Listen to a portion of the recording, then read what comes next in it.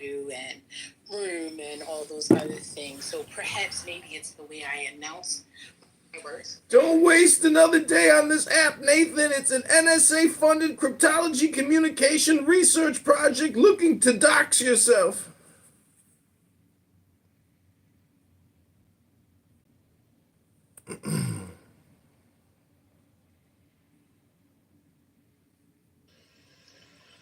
Lao Tzu puts it in this way: the great Tao flows everywhere, both to the left and to the right. It loves and nourishes all things, but does not lord it over them. And when merits are accomplished, it lays no claim to them. The more, therefore, you relinquish power, trust others, the more powerful you become. But in such a way that instead of having to lie awake nights controlling everything, you do it beautifully by trusting the job to everyone else. And they carry it on for you. So you can go to sleep at night and trust your nervous system to wake you up in the morning. You can even tell it, I want to wake up at 6 o'clock, and it'll wake you up just like an alarm clock. This seems a sort of paradox to say this, but the principle of unity,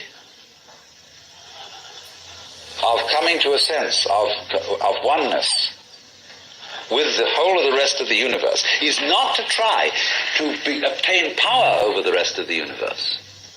That will only disturb it and antagonize it and make it seem less one with you than ever. The way to become one with the universe is to trust it as another, as you would another, and say, let's see what you're going to do.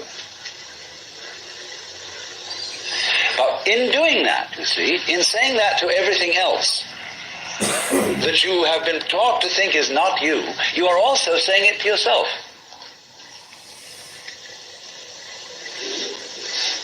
Because finally, as I pointed out, you do not know where your decisions come from. They pop up like hiccups.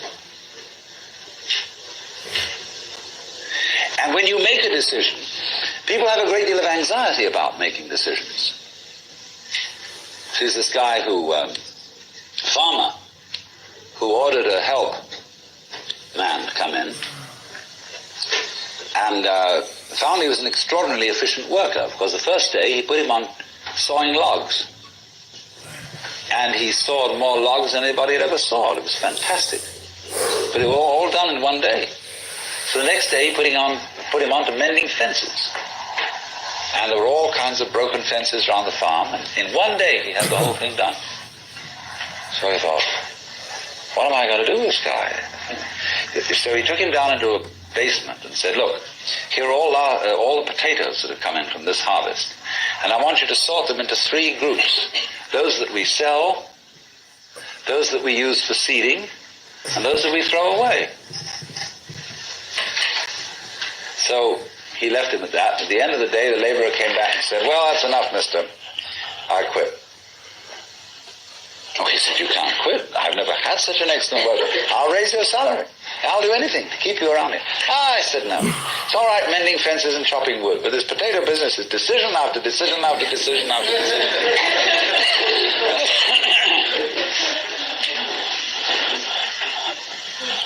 So when we decide, we're always worrying, did I think this over long enough? Did I take enough data into consideration? And if you think it through, you find you never could take enough data into consideration. The data for a decision in any given situation is infinite. So what you do is, you go through the motions of thinking out what you will do about this. And then when the time comes to act, you make a snap judgment.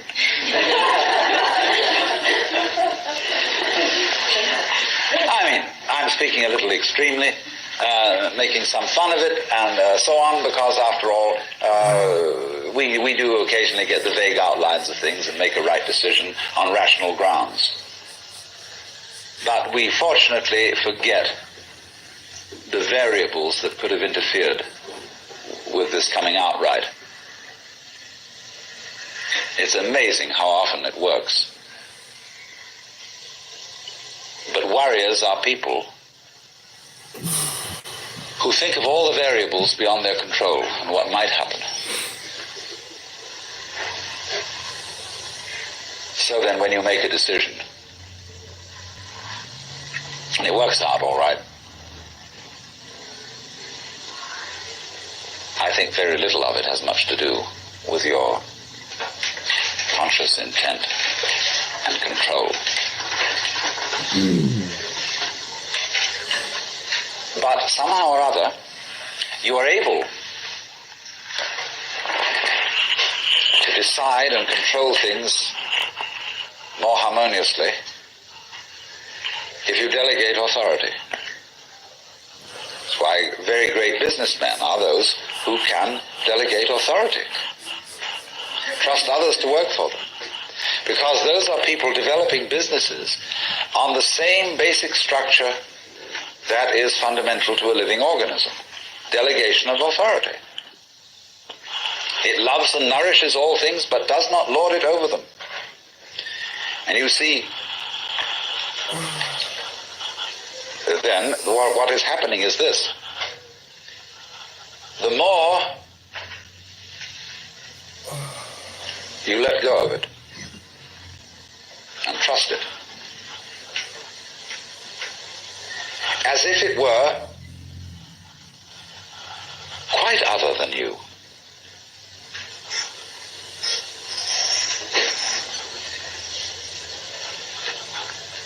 the more you realize the inseparable identity of self and other.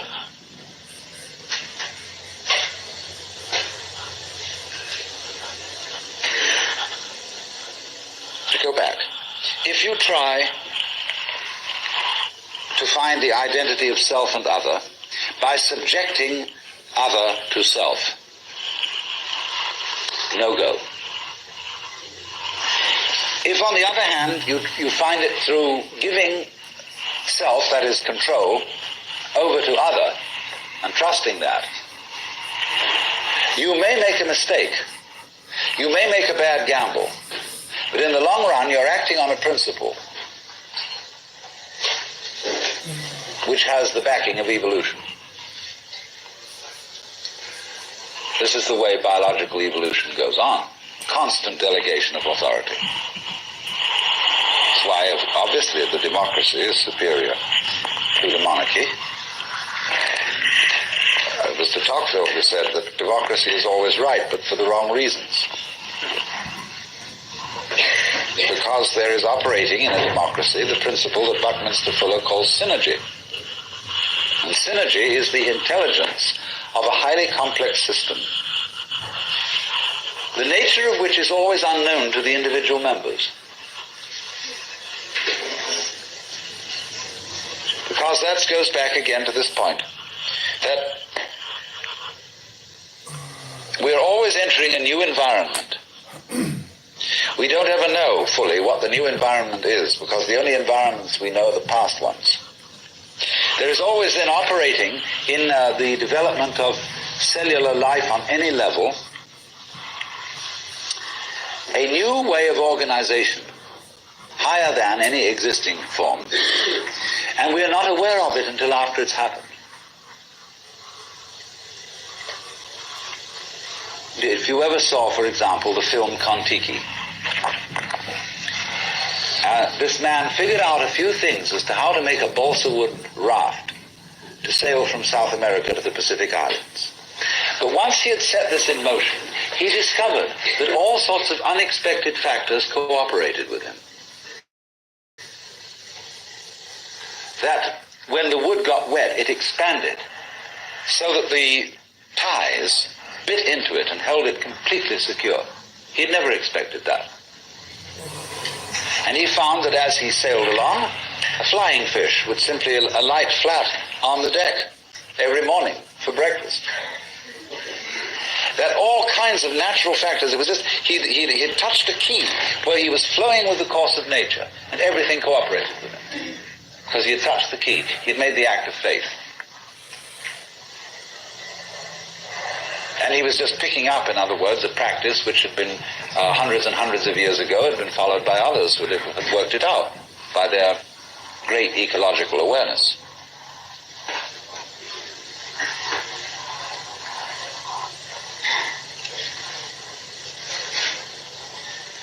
So we do come out of this way of thinking to something which has, I would say, the most enormously creative and revolutionary social consequences.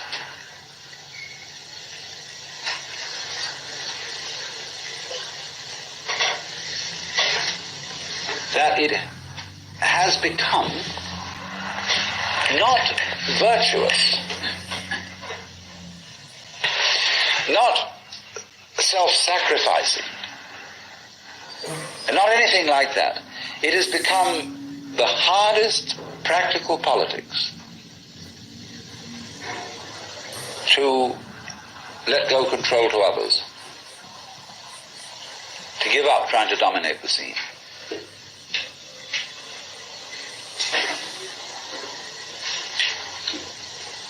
Also, in a parallel way, it has become at this time in our history very much hard practical politics.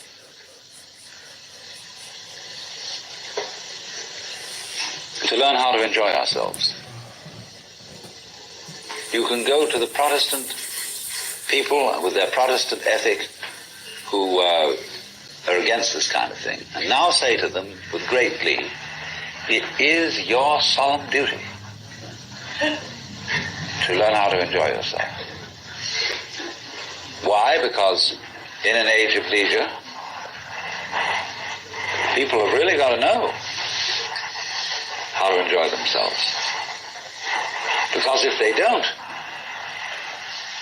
they'll smash the whole future of the human race.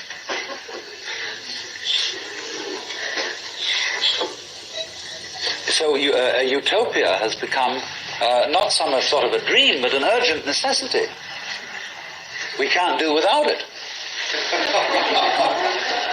Because if we try to do without it, what's going to happen is that we are going to terminate our race in a mutual massacre of scapegoats.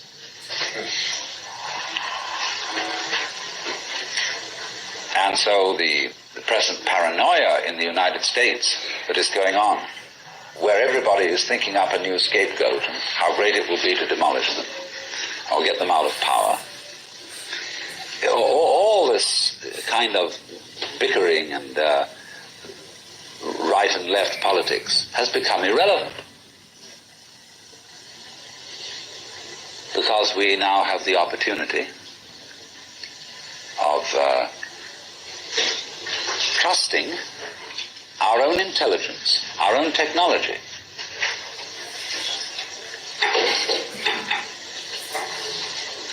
To take the risk of doing what we want, which will work, to the extent that we realize that what I want, basically, what I really want is what you want. And I don't know what you want. It surprised me.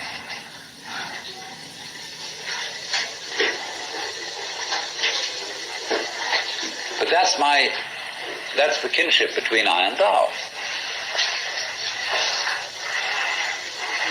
So when I ask, I go right down to the question, should we start it with, what do I want? The answer is, I don't know. When Bodhidharma was asked, who are you? Which is another form of the same question. He said, I don't know. Planting flowers to which the butterflies come. Bodhidharma says, I know not. I don't know what I want. Well, when you don't know what you want, you've reached the state of desirelessness.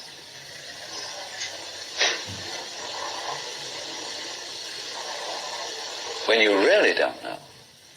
But you see, there's a beginning stage of not knowing, and there's an ending stage of not knowing. In the beginning stage, you don't know what you want because you haven't thought about it, or you've only thought superficially. Then when somebody forces you to think about it and go through and say, yeah, I think I'd like this, I think I'd like that, I think I'd like the other, that's the middle stage. Then you get beyond that. Say, is that what I really want? In the end you say, no, I don't think that's it. I might be satisfied with it for a while, and I wouldn't turn my nose up at it, but it's not really what I want. Why don't you really know what you want? 2 reasons that you don't really know what you want. Number 1, you have it. Number 2, you don't know yourself, because you never can.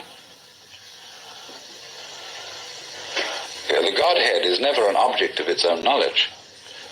Just as a knife doesn't cut itself, fire doesn't burn itself, light doesn't illumine itself. It's always an endless mystery to itself. I don't know. And this I don't know, uttered in the infinite interior of the Spirit,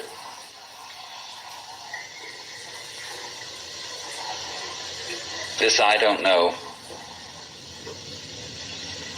is the same thing as I love, I let go, I don't try to force or control. It's the same thing as humility.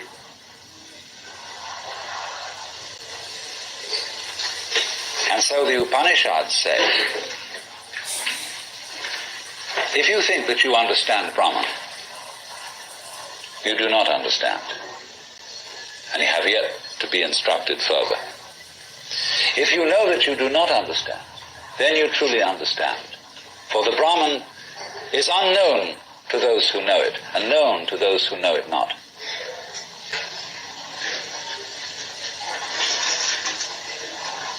And the principle is that any time you, as it were, voluntarily let up control, in other words, cease to cling to yourself, you have an access of power. Because you're wasting energy all the time in self-defense, trying to manage things, trying to force things to conform to your will. The moment you stop doing that, that wasted energy is available. And therefore you are, in that sense, having that energy available, you are one with the divine principle. You have the energy. When you're trying, however, to act as if you were God, that is to say, you don't trust anybody and you're the dictator and you have to keep everybody in line, you lose the divine energy. Because what you're doing is simply defending yourself. So then, the principle is, the more you give it away, the more it comes back. Now you say, I don't have the courage to give it away. I'm afraid.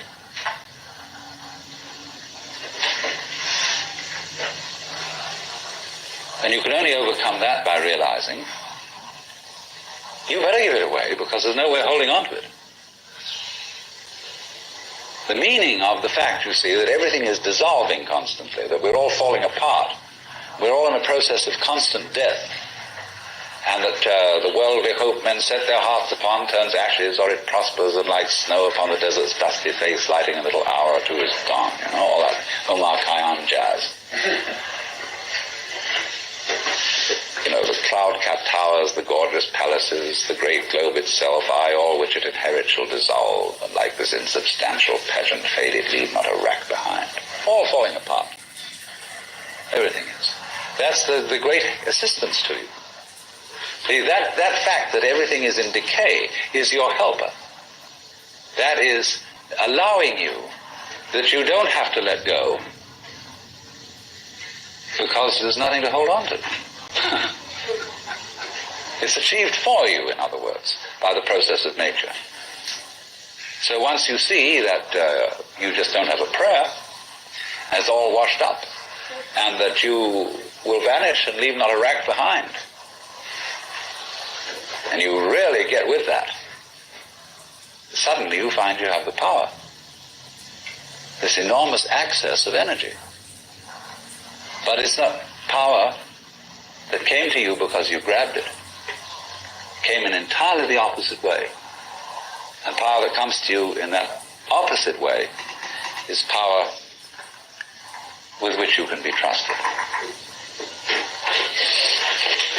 Of course, what we've been talking about is not so much a set of ideas as an experience, or shall we say experiencing. And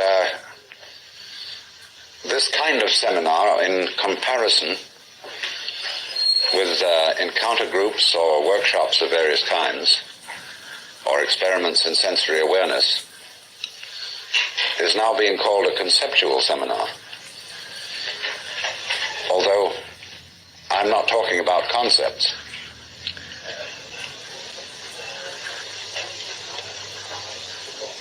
But the crucial question arises that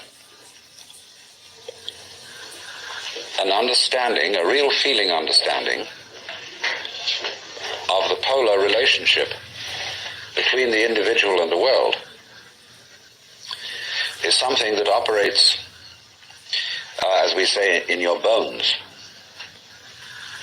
and isn't just a view that you hold or a belief that you hold. It's so curious that the emphasis of the Western tradition in religion is primarily upon right belief. Do you believe in the right dogmas and the right doctrines?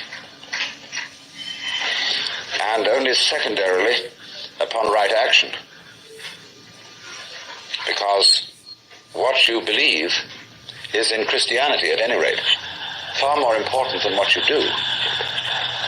Because one is saved through faith, not by works. And early in its history, the Christian church rejected the movement in the church which had been known as Gnosticism, from the Greek gnosis, which means knowledge. And in a way, there were some sound reasons for doing so. Because the Gnostics were what I would call anti-materialists. They divided human beings into three classes that were called, respectively, pneumatic, psychic, and hylic. The last one being Hylic, from the Greek hyli, or they would call it now Ili, meaning wood. So the people were spiritual, psychological, and wooden. And that is to say, the wooden people were those most absorbed in materiality and most closely identified with their bodies.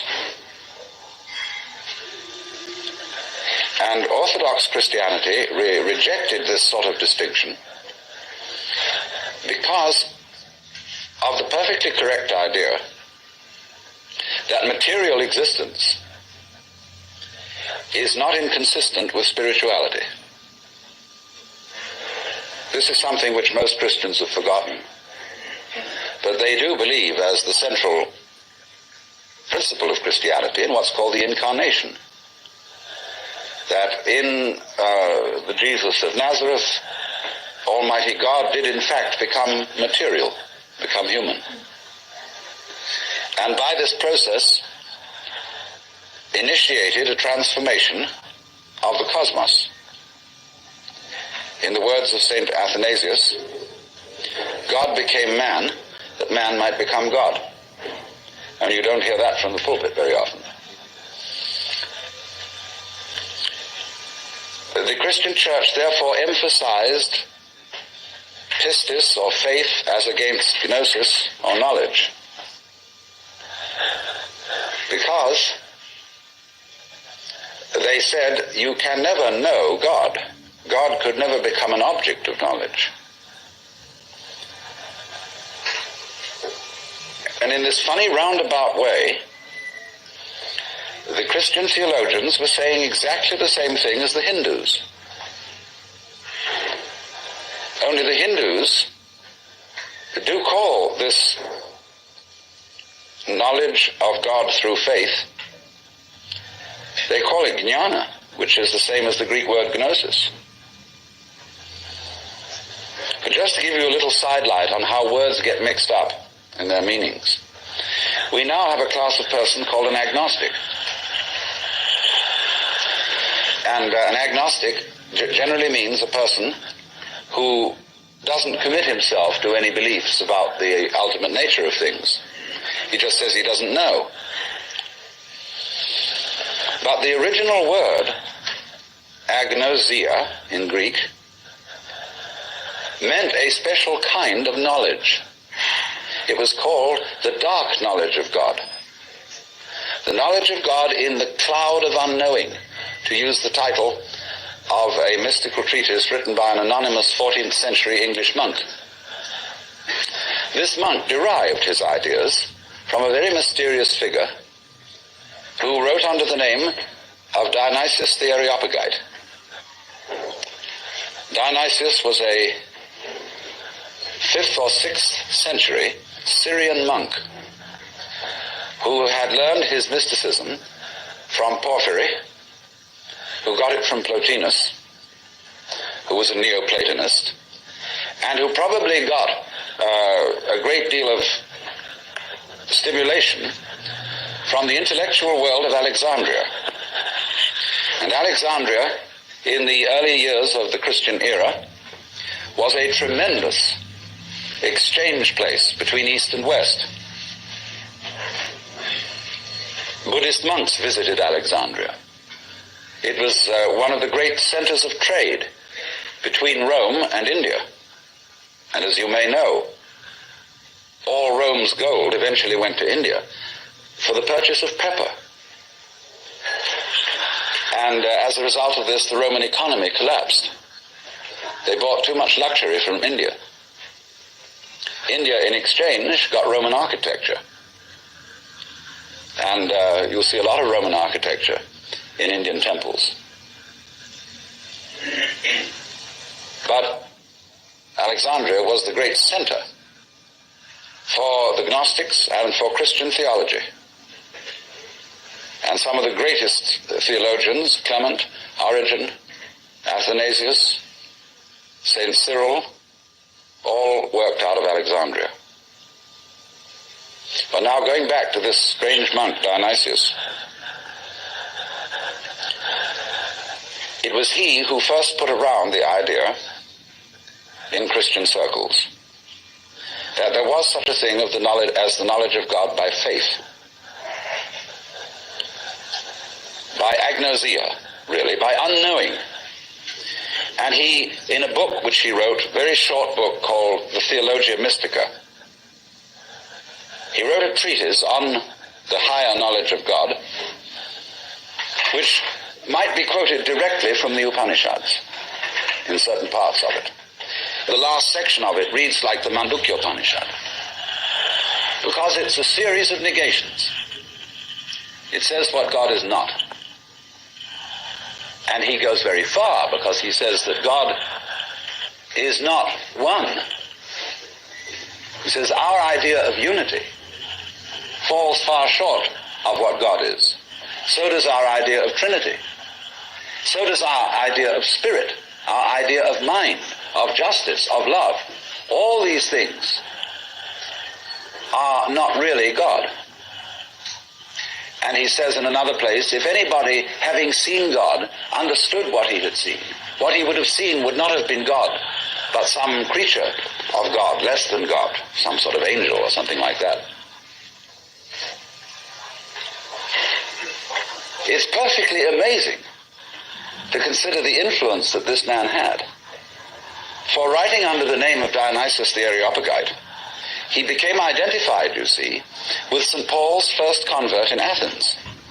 And legend has it that he was the first bishop of Athens and was martyred in Gaul, where he's known as St. Denis. But St. Thomas Aquinas looked upon the writings of Dionysius the Areopagite as having the highest authority. And you could, if all the texts of Dionysius's work had been lost, you could restore most of it from quotations in St. Thomas. He wrote really two very important books. One was the one I said, the Theologia Mystica. The other was called The Divine Names. And these two books presented the two phases of his theology. The book called The Divine Names was a discussion on the nature of God in terms of what God is like, by analogy. And this kind of knowledge of God he called kataphatic, from the Greek themi, to speak or say, kata, meaning to say according to, that is to say, to speak by analogy. Where he used, though, entirely negative language about God, this sort of discourse was called apophatic. And the word apo meaning away from, to talk away from. Just as a sculptor, when he makes an image, reveals the image by removing stone. And so Dionysius explained that one attains the knowledge of God by discarding concepts, which is exactly what the Hindus mean when they say, of God one can only say neti, neti, not this, not this, not any conception. Thus in Hindu philosophy, the highest state of consciousness in samadhi is called nirvikalpa samadhi, which means literally non-conceptual. Vikalpa means a concept. Nir is a negation. So the non-conceptual knowledge. Now, people have greatly misunderstood this.